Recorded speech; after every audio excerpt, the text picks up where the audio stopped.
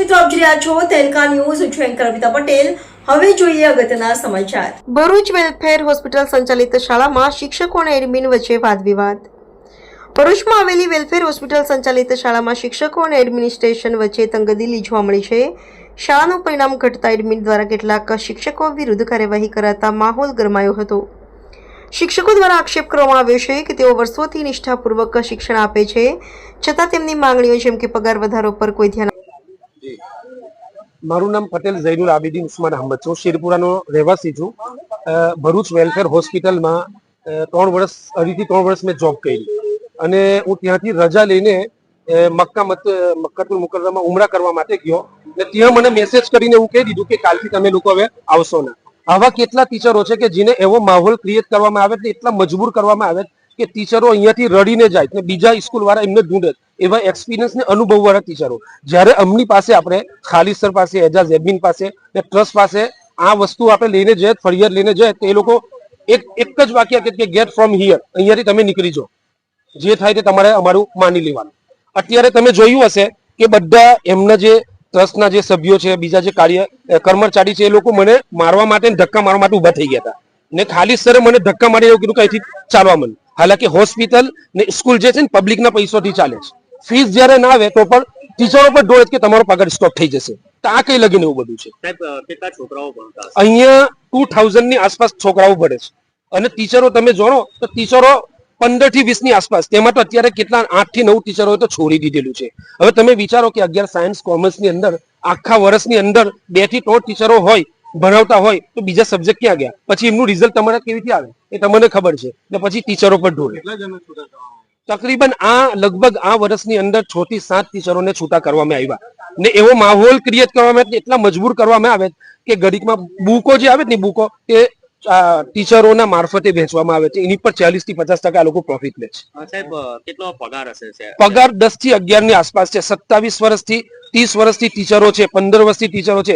એ 27 વાળાને જેટલો પગાર છે તેટલો 9 વર્ષ વાળાને પગાર છે. 10 થી 11-12 હજાર ની આસપાસ છે ને કામ એટલું બધું લે છે કે ઓફિસનું કામ પર અમારે કરવાનું, બુક પર અમારે વેચવાની, પછી યુનિફોર્મ પર અમારે વેચવાના ને યુનિફોર્મ ને બધું ના વેચાય તો તેને આપણને એવું કહેવામાં આવે કે તમારો પગાર સ્ટોપ થઈ જશે. આ બધા ગવાહ છે.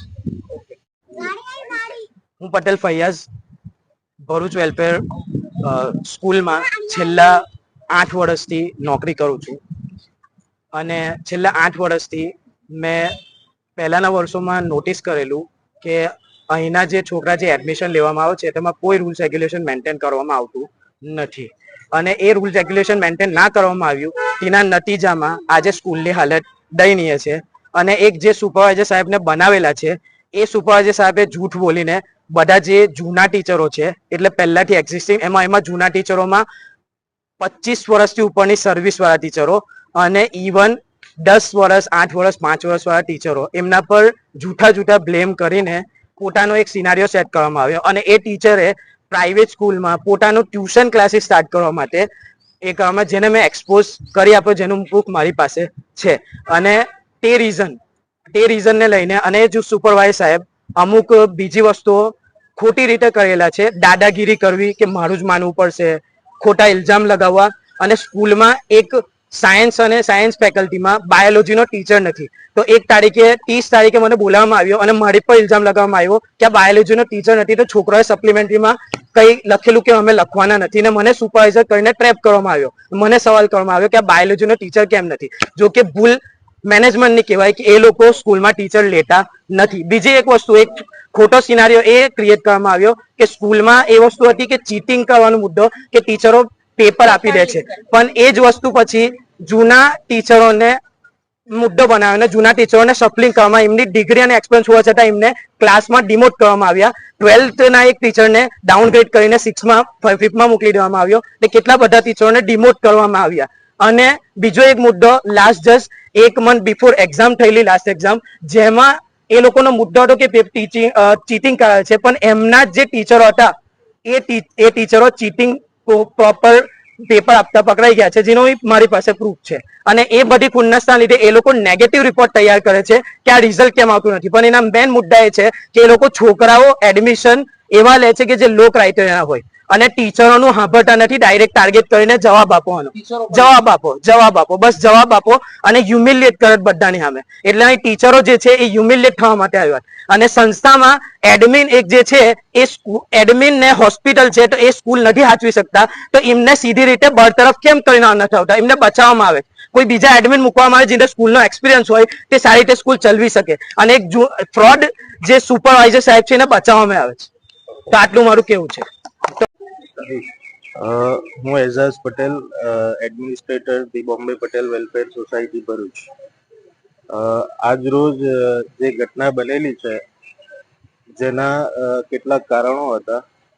મેનેજમેન્ટે ગયા એકેડમિક વર્ષમાં કેટલાક સુધારા સ્કૂલનું સ્ટાન્ડર્ડ ઉપર લાવવા માટે કરેલા, જેના અનુસંધાનમાં એક્ઝામના પેપરો, અમારી પાસે કેટલાક વાલીઓની એવી ફરિયાદ આવેલી કે આપણી શાળાના શિક્ષકો એમના પરીક્ષાના પેપરો જે છે એ એમના ટ્યુશનમાં જતા વિદ્યાર્થીઓને આપી દે છે. એ પેપરોના કારણે જે મહેનત કરતું હોય બાળક પહેલેથી શરૂઆતથી, એ બાળકોના માર્ક્સ આવતા નથી. એમના રિઝલ્ટ ઉપર બહુ વધારે પડતી અસર જોવા મળે છે. એટલે મેનેજમેન્ટે એવું નક્કી કર્યું કે બહાર કોઈ થર્ડ પાર્ટી એજન્સી અને કેટલાક એક્સપર્ટ ટીચરોની મદદથી પેપરો સેટ કરાવવામાં આવે, એના અનુસંધાને પરીક્ષા લેવામાં આવે અને એ પરીક્ષાની અંદર આપણને ખબર પડે કે આપણા જે સ્કૂલના બાળકો છે એનું લેવલ શું છે.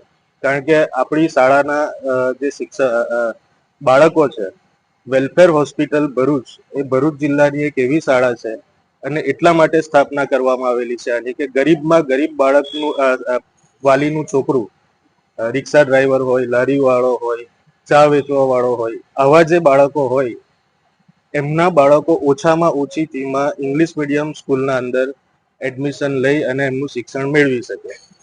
તો આવા જે બાળકો છે એમને કોઈ પણ પ્રકારનો અન્યાય ન થાય એટલે આપણે પેપરો બહારથી સેટ કરાવ્યા, બહારથી સેટ કરાવીને એક્ઝામ લીધી.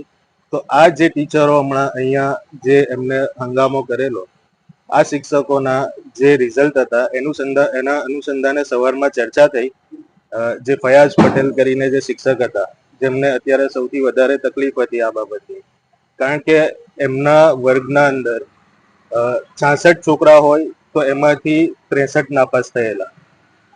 એવી જ રીતે ક્લાસ વાઇઝ જો આપણે સંખ્યા જોઈએ તો 60 કે 70 છોકરાઓનો ક્લાસ હોય, એના અંદરથી કોઈ છોકરું ટ્રિપલ ફિગરમાં પાસ થયેલું નહોતું. એટલે એમને લોઅર ક્લાસ આપવાની ચર્ચા થઈ હશે સ્કૂલના પ્રિન્સિપલ અને સુપરવાઇઝર સાથે સ્કૂલના અંદર કે તમને હવે જે હાયર ક્લાસ આપેલા એના બદલે લોઅર ક્લાસમાં તમને મૂકીશું. કારણ કે આ વર્ષે અમે ઘણા નવા શિક્ષકોની ભરતી કરી છે જે લોકો ફૂલ્લી ક્વોલિફાઈડ છે, એ લોકો એમની માસ્ટર્સ ડિગ્રી અને બીએડનું જ્ઞાન ધરાવે છે.